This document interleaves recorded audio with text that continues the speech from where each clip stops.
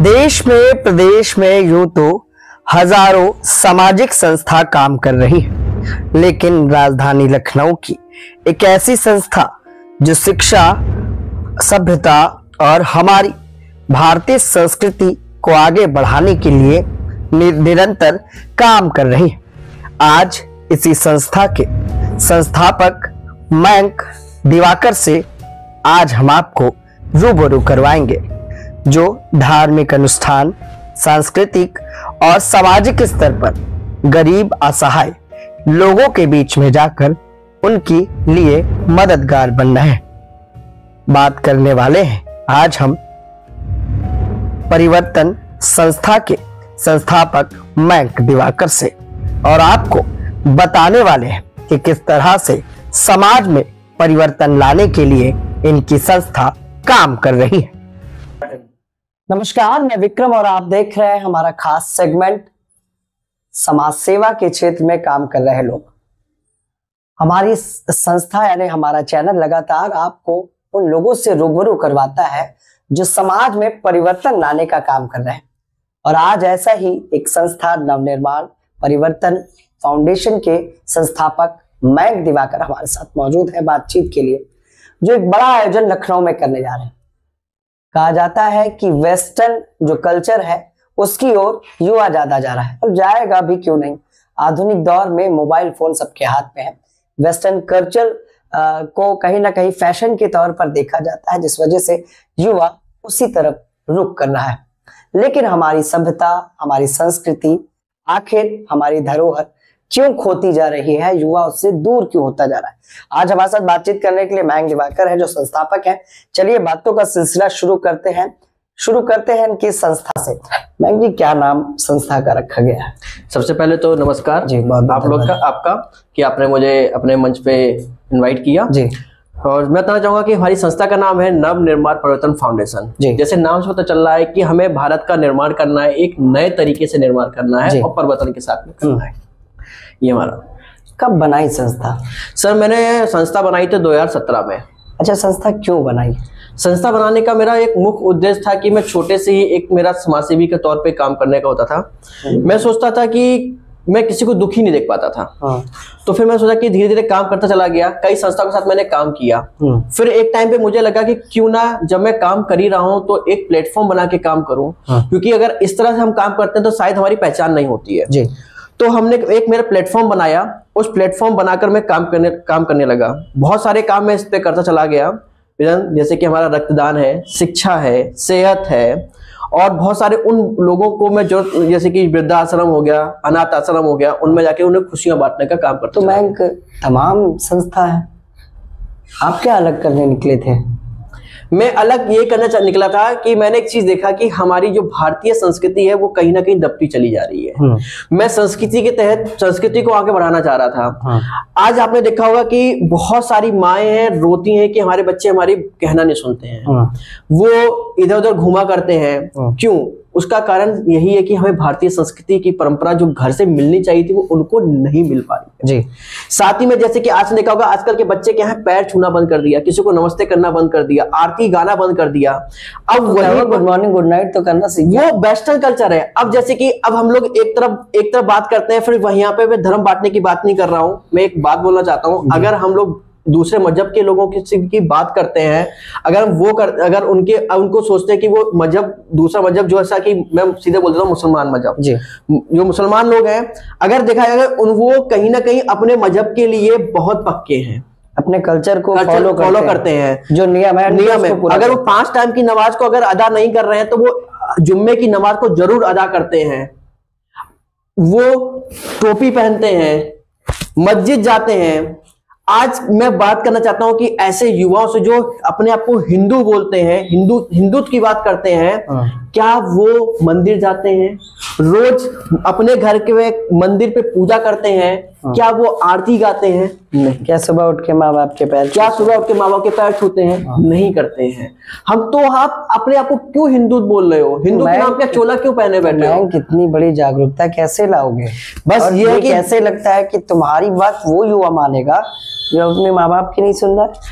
मैं अब कश्यप जी आपको बताना चाहूंगा कि मैंने ये शुरुआत जब की थी आज से 3 साल पहले, तो मैं बहुत अकेला था। और आज मैं बता सकता हूँ कि आज मेरे पास में कम से कम 20 से 25 युवा ऐसे हैं कि जो मेरे साथ में काम कर रहे हैं, जो मतलब कि धर्म के लिए काम कर रहे हैं, धर्म को बढ़ावा देने के लिए काम कर रहे हैं। जो मैं बहुत सारे, क्योंकि मैं बहुत सारे आयोजन कराता रहता हूँ, धार्मिक कराता रहता हूँ और धार्मिक स्थल पे जाता रहता हूँ। अच्छा, मैं तमाम बार हमने सुना है वो लोग कहते हैं सोशल मीडिया पे हिंदू खतरे में है, तो मतलब ऐसे ही खतरे में है ना जैसे आप बता रहे हो? हाँ, कि कुछ और ही मैं रियली बता रहा हूँ, हिंदू अगर खतरे में तो वो इसी प्रकार से खतरे में है। मेरे ज्ञान सारी कल्चर हाँ, मेरे जो दादाजी हैं, दादाजी एक बात बोलते थे कि अगर हमें किसी भी घर की संस्कृति को जानना है, संस्कृति को जानना है तो वहां के बच्चों से मिल लीजिए, वो आ रहे हैं बता देंगे। अभी जैसे कि अब सुबह उठ के जैसे कि पूजा पाठ, अब जैसे कि आजकल की डेट में क्या है कि माएँ अपने बच्चों को पोयम पढ़ाती हैं जी, पोयम पढ़ाती हैं, लोरी सुनाती हैं, उन्हें गाने मोबाइल पे कार्टून दिखाती हैं। क्यों ना अगर हम उन्हें खाना खिलाते, वो लोग तो ये खाना खाता ही नहीं है, ये खाना नहीं खाता है बिना कार्टून देखते, या कार्टून की जगह उन्हें श्लोक सुनाइए, कार्टून की जगह या वैसे सॉन्ग की जगह उन्हें कहानी सुनाइए। हमारे श्री रामचंद्र जी की हो गई, कृष्ण जी की हो गई, ऐसे बहुत महापुरुष हो गए, छत्रपति साहू जी हो गए, जो भारतीय कल्चर को आगे बढ़ाए। क्यों नहीं हम उनको वो चीज कहानी बताएं, योद्धा। मतलब इस कल्चर को बढ़ाने के लिए, कहीं ना कहीं संस्कृति और सभ्यता पर काम करने के लिए तमाम जगह पर हमने देखा सरकार भी अलग अलग समय पे अभियान चलाती है। आप किस तरह के अभियान चलाते हैं या क्या क्या ऐसा करते हैं कि लोग आएंगे और उस चीज को सीख पाएंगे?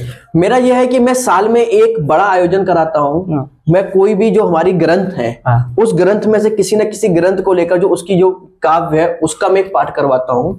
जैसे कि मैंने फर्स्ट टाइम श्रीमद् भागवत कथा का आयोजन करवाया था, काफी लोगों का मुझे सहयोग मिला। उसके बाद में मैंने सिर्फ पुराण कथा करवाई थी। पढ़ते हो रोज श्रीमद्? बिल्कुल मैंने। कोई श्लोक कुछ याद है जी? कुछ याद है, बता पाओगे? मैं देखिए श्लोक तो मैं बिल्कुल नहीं बोल सकता, मगर उनकी चीजें ऐसी हैं जो मैं, बहुत सारी चीजें हैं। कोई जो ऐसा किस्सा जो शॉर्ट में बता सको? मैं शॉर्ट में किस्सा बता सकता हूँ। जैसे कि लोग बोलते हैं किस्मत की बात करते हैं कि लोग बोलते हैं मेरी किस्मत में ही ऐसा था। तो ग्रंथ में लिखा है? ग्रंथ में क्या लिखा है?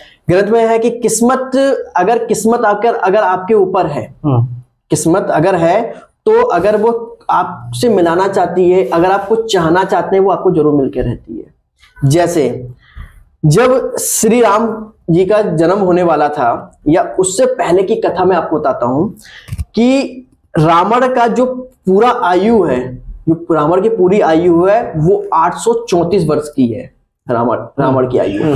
और रावण को पहले से पता था कि रावण को जब वरदान दे दिया गया कि तुम्हें कोई मार नहीं सकता, कुछ नहीं कर सकता, तो उसको तब भी वो था कि उसको एक उत्सुकता हुई कि पूछने की मेरी, अगर मैं मुझे मान सकता कि तब भी मेरी आयु कितनी है तो वो ब्रह्मा जी के पास में गया। तो ब्रह्मा जी से उसने बोला कि किस्सा है हाँ। ये श्रीमद् भागवत कथा में है। ये उपकथाएं जो आती हैं, उपकथाएं की कथाएं और उपकथाएं में बहुत फर्क होता है। आप उपकथाओं में पढ़ सकते हैं।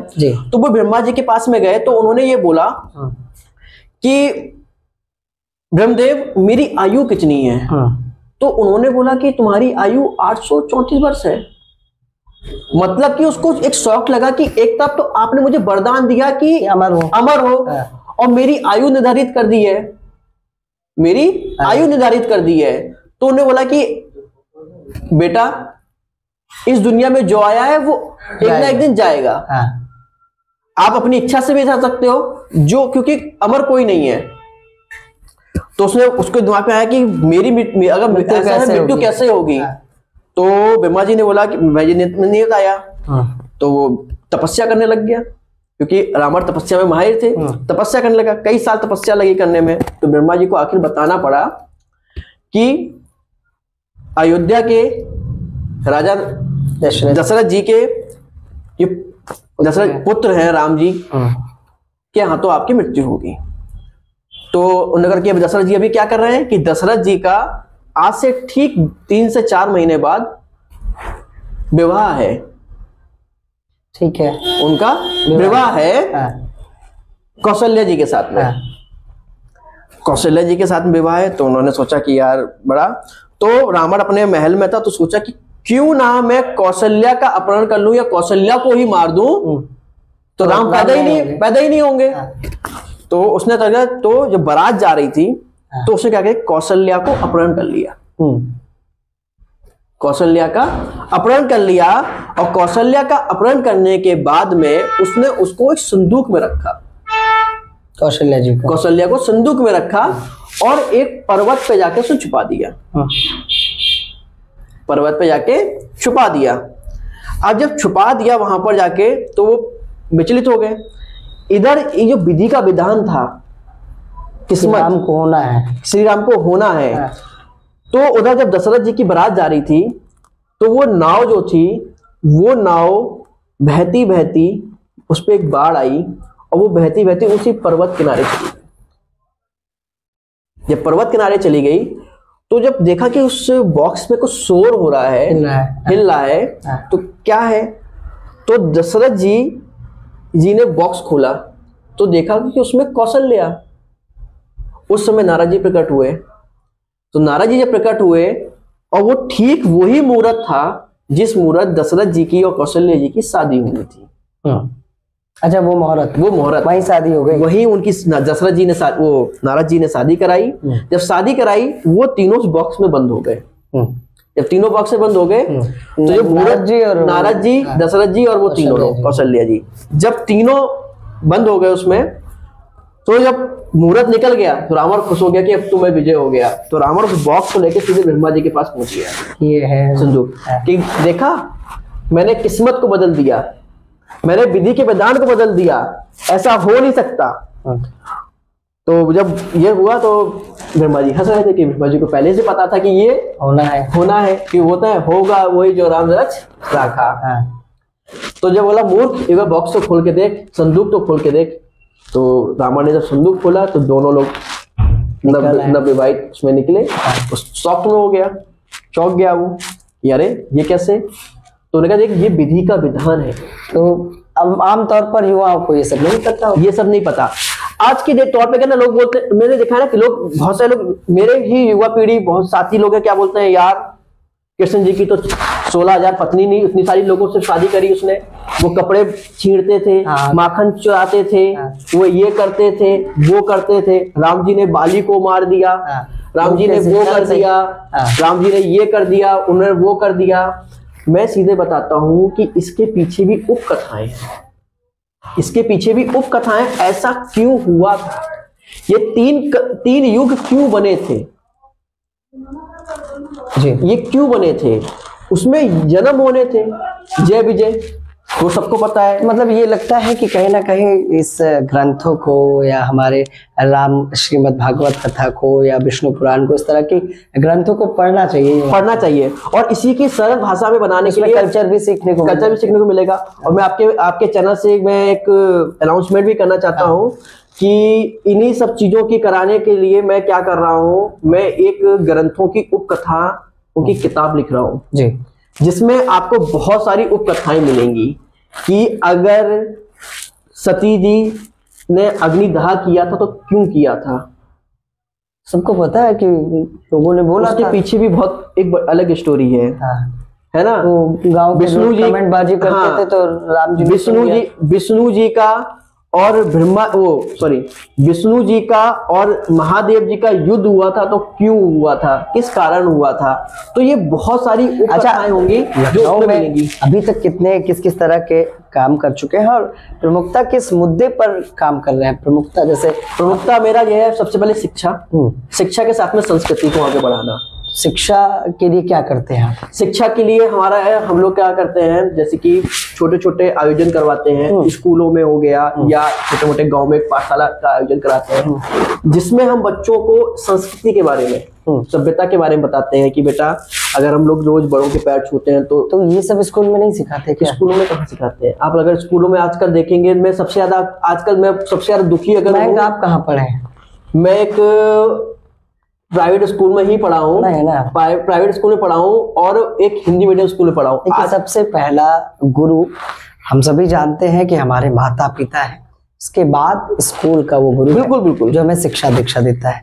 और सभ्यता और कल्चर हम अपने घर से ही सीखते हैं। और आज के युवा कहीं ना कहीं अलग दिशा में इसलिए जा रहे हैं क्योंकि आधुनिक दौर में वो संसाधन भी उनके हाथ में है कि वो सही गलत चीज को भी देखते हैं, लेकिन वो नहीं समझ पा रहे हैं कि सही क्या है, क्या हमें करना है, क्या नहीं करना है ना।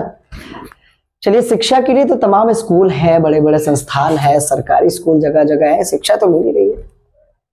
देखिए, फिर वही बात आ गई, सरकारी संस्थान है, सरकारी संस्थान तो सिर्फ नाम के रह गए हैं। फिर बोलूंगा सरकारी संस्थान सिर्फ नाम के रह गए हैं और प्राइवेटों में धंधा बना लिया है। हमारे इस देश को, क्या इस प्रदेश में भी बता दे रहा हूँ, प्रदेश और देश में दो मुख्य आज के दौर पे। पहले लोग बोलते थे कि रोटी कपड़ा मकान, क्या जरूरत है एक इंसान को जीने के लिए, क्या जरूरत है रोटी कपड़ा मकान? नहीं, आज के दौर में रोटी कपड़ा मकान से अगर ज्यादा जरूरत है वो है शिक्षा और सेहत। बिल्कुल, शिक्षा और सेहत। और इस भारत वर्ष में शिक्षा और सेहत दोनों को ही बिजनेस बना लिया है, धंधा बना लिया है। शिक्षा के नाम पर ये किताब, वो किताब, ये टॉपिक, वो टॉपिक, ये प्रोजेक्ट, वो प्रोजेक्ट, आज ये फंक्शन है, आज वो फंक्शन है, बस उस पे आज इतना प्रोजेक्ट से नई नई चीजें सिखाते हैं ना स्कूल में। आज मैं आपको दौर पे बता दूं, आज की दौर पे कम से कम जो मैं 50% स्कूल ऐसे हैं कि जो इंग्लिश मीडियम है, मगर वहां पे टीचर हिंदी बोल के पढ़ाता है उन्हें। मतलब टीचर जो है वो हिंदी से पढ़ाता है। इंग्लिश मीडियम की क्या बात रही, मानता हूं इंग्लिश मीडियम है। आज के दौर पे हम लोग बहुत है कि हम बच्चा इंग्लिश बनेगा तो हम लोग क्रिश्चियन स्कूल में एडमिशन करवा देते हैं। क्रिश्चियन स्कूल में एडमिशन करवा दिया, बता दीजिए, मुझे बता दीजिए एक भी क्रिश्चियन स्कूल ऐसा बता दीजिए जिस क्रिश्चियन स्कूल में भारतीय संस्कृति के बारे में बढ़ावा देते हो, पैर छूना सिखाते हो? नहीं सिखाते, बिल्कुल नहीं। वहां पे तो सिर्फ एक, अभी देखने दिसंबर का महीने आने वाला है, दिसंबर का महीने आने वाला है, एक महीना पूरा वहां पर न्यू ईयर और वो मैरी और क्यून मैरी और दुनिया भर के प्रोग्राम वहां पे चलेंगे। क्रिसमस ट्री बना के बच्चों को घर से लेके जाएंगे। एक अब कहां बढ़ावा? मानता हूं ठीक है, आपका वो कल्चर है, आप हमारे भी तो राम जन्म है, कृष्ण जन्म है, लिखाते हैं क्रिश्चियन स्कूल में ना। भैया आजकल की प्रथा है ना कि भेड़ चाड़, जिस तरफ एक भेड़ चढ़ती है उस तरफ सब भेड़ चढ़ने लगती है। अच्छा, लखनऊ में सुना है एक बहुत बड़ा आयोजन करा रहे हैं, क्या है वो? मैं लखनऊ में आयोजन करा रहा हूँ, मेरा है 5 जनवरी से लेकर 12 जनवरी तक संगीतमय श्री राम कथा एवं सम्मान समारोह कराने जा रहा हूँ। कहाँ पे करा रहे हैं? ये आपका शांति नगर में दुर्गा पार्क है, उसमें आयोजन कराने जा रहा हूँ। हमारे नेमिस के पूजनीय श्री आलोक जी महाराज जी आ रहे हैं और ये पूरा आयोजन रहेगा। ये आयोजन पूरा झांकी के आयोजन रहेगा और ये पूरा आपका 8 दिन का आयोजन है। इसमें हमने एक सम्मान समारोह भी रखा हुआ है, संस्कृति रक्षा सम्मान, जो कि मैं 501 लोगों को संस्कृति रक्षा सम्मान दे रहा हूँ, जो हमारी भारतीय संस्कृति को आगे बढ़ा रहे हैं, जो लोग कर रहे हैं। हाँ, कैसे चिन्हित कर रहे हैं इन्हें? चिन्हित में ऐसे नहीं कि नाम से, अरे अच्छा वो अच्छा काम करे, नहीं उनको ले लो, अच्छा मैं उनको जानता हूँ, नहीं, मैं उनकी प्रोफाइल देख रहा हूँ। और ये सिर्फ लखनऊ से नहीं होंगे, ये ऑल ओवर यूपी से होंगे। मैं ऑल ओवर यूपी से उनकी प्रोफाइल दे रहा हूँ, जैसे कि आपके माध्यम से कुछ लोगों को मिलेंगे, जैसे कि मेरे जैसे जानने मैंने बोला दी कि आपके जानने में कुछ हो जो भारतीय संस्कृति को आगे बढ़ा रहे हैं, जो कथा को आगे करते रहते हैं, जो पूजा पाठ में बढ़ाते रहते हैं, जैसे कि बहुत सारी दुर्गा पूजा होती है, बहुत सारे गणेश उत्सव होते हैं, तो जो उसको बढ़ावा दे रहे हैं, ऐसे लोगों को अगर हम समाज से सम्मानित करते हैं, क्योंकि मैंने देखा कि लखनऊ में बहुत सारे अवार्ड होते हैं, बहुत सारे सम्मान होते हैं। मैं देखता हूँ तुम मुझको दो अवार्ड, मैं तुमको अवार्ड देता हूँ, गिव एंड टेक वाला सीजन चल रहा है कि तुमने मुझे अवार्ड दिया, मैं तुमको अवार्ड दे देता हूँ, खत्म कहानी। और जो रियली में सच में जो काम कर रहे हैं, जो बहुत दिनों से लगे पड़े हैं, उनका कोई मतलब नहीं है। तो मतलब नवनिर्माण जो परिवर्तन आपकी फाउंडेशन है, ये कहीं ना कहीं संस्कृति सभ्यता को बढ़ाने का, बिल्कुल बिल्कुल, और कहीं ना कहीं धार्मिक दिशा में, बिल्कुल धार्मिक दिशा पे काम कर रही है। और बहुत जल्दी मैं एक बहुत जल्दी का आयोजन करूंगा कि एक ग्रुप का गठन करूंगा कि जिसमें गीता ज्ञान ग्रुप होगा, जिसमें हम धार्मिक गुरुओं को बुलाएंगे जो गीता का उपदेश देंगे। सबसे बड़ी बात है, जिस व्यक्ति ने गीता पढ़ ली, जिस व्यक्ति ने गीता के कुछ कुछ श्लोक याद कर लिए, वो अपने धर्म को समझ जाएगा। आपने देखा होगा कि हमारे इंडिया में एक वेस्टर्न कल्चर यहाँ पर मंदिर बनाया हुआ है, जिसको हम लोग इस्कॉन बोलते हैं। इस्कॉन, और इस्कॉन में आप देखेंगे कि सब विदेशी है, लेकिन है तो भारतीय कल्चर को ही दिखा रहे हैं। मगर एक चीज सोचिए ना कि उन्होंने आके अपनी भारतीय संस्कृति को अपनाया और हम अपनी भारतीय संस्कृति को छोड़कर दूसरी कल्चर को अपना रहे हैं। क्यों भैया? उन्होंने अपना लिया इसलिए नहीं, भारतीय संस्कृति सबसे अच्छी संस्कृति है और रियली बता रहा हूँ कि भारतीय संस्कृति जो प्रेम देती है ना, सद्भावना देती है ना। कितनी एज है आपकी? मतलब मेरी इस समय एज होगी 29। तो मतलब इस उम्र में ये सब काम करने निकल के घर वाले नहीं कहते कि कुछ काम धंधा करो, घर का सामान लुटा के? देखिए, सबसे बड़ी बात है कि मैं आपको ये बता दूं, आज से 10 साल से मैं इसको काम को कर रहा हूँ, समाज सेवा में, उस धार्मिक में। जहाँ पे भी मुझे लगता है कि यहाँ कुछ धार्मिक आयोजन हो रहा है, मैं पहले पहुंच जाता हूँ। और बहुत सारे चैलेंजेस मेरे साथ में आए हैं, घर से मैंने बहुत डांट खाई है, यहाँ तक कि बहुत कुछ सुना हूँ कि दिमाग खराब है। मेरे दोस्त यार बोलते हैं तू पागल हो गया है, क्या कर रहा है, तेरा कोई साथ नहीं देगा। शुरुआत में जब मैंने रियली था, जब शुरुआत में था, मैं अकेले था, कहीं भी कुछ होता मैं रात दिन आप यकीन नहीं करेंगे, कोविड टाइम पे मैंने इतना भागा दौड़ी की है ना कि मैंने अपना वो 2 साल घर छोड़ा हुआ था। मैंने कहा नहीं, समाज को जरूरत है, लोगों को जरूरत है, बहुत सारे लोगों को जरूरत है, सारी चीजें करता रहा। और अब धीरे धीरे घर का सपोर्ट मुझे मिलता है। घर वालों को लगता है कि नहीं, अब जो ये कर रहा है अच्छा कर रहा है, क्योंकि सबसे बड़ा था ना कि एक कर्मा जो है, आप जैसा कर्मा करेंगे आपके साथ में वैसा ही आएगा। लोग बोलते हैं ना नरक और स्वर्ग, नरक स्वर्ग कुछ नहीं है, यही है, ये मृत्यु लोक है। इसी मृत्यु लोक में ही आपको नरक और स्वर्ग भोगना पड़ेगा। आप अच्छे कर्म करेंगे तो आपके साथ अच्छा होगा, आप बुरे कर्म करेंगे तो आपके साथ बुरा होगा। चलिए मैम, बहुत बहुत धन्यवाद हमसे बात करने के लिए। बहुत बहुत धन्यवाद, आपने मुझे बुलाया और मेरी बात को अपने चैनल के माध्यम से रखा। बहुत बहुत धन्यवाद। हमारे साथ मैंग थे, नवनिर्माण फाउंडेशन के संस्थापक हैं और भारतीय संस्कृति और सभ्यता को बढ़ाने के लिए अलग अलग मुहिम, अलग अलग तरीके से प्रयत्न करते रहते हैं। लखनऊ में और पूरे प्रदेश में अलग अलग जगहों पर अलग अलग कार्यों के लिए तमाम संस्थाएं काम कर रही। हम उन्हीं संस्थाओं को चिन्हित करते हैं जो कुछ अलग संदेश या मैसेज लेकर चल रहे हैं और लोगों के बीच एक व्यापक अभियान चला रहे हैं जिससे समाज में बदलाव आए। कहा जाता है कि हमारे देश की संस्कृति, हमारे देश की सभ्यता बाहर विदेशों में भी उसका सम्मान है, उसकी इज्जत है। जिस तरह से जब एक भारतीय विदेश दौरे पर जाता है तो उसका सम्मान होता है, उसी तरह से जब विदेशी पर्यटक आते हैं तो वो हमारे बनारस के रंग में लग जाते हैं, वो हमारे मथुरा धाम के रंग में लग जाते हैं। उम्मीद है मैंग और इनके संस्था का ये काम आपको पसंद आ रहा होगा। तो अगर आप भी इसी तरह से सामाजिक कार्यों को कर रहे हैं और कुछ परिवर्तन लाने का प्रयास कर रहे हैं तो हमें जरूर बताएं। नमस्कार।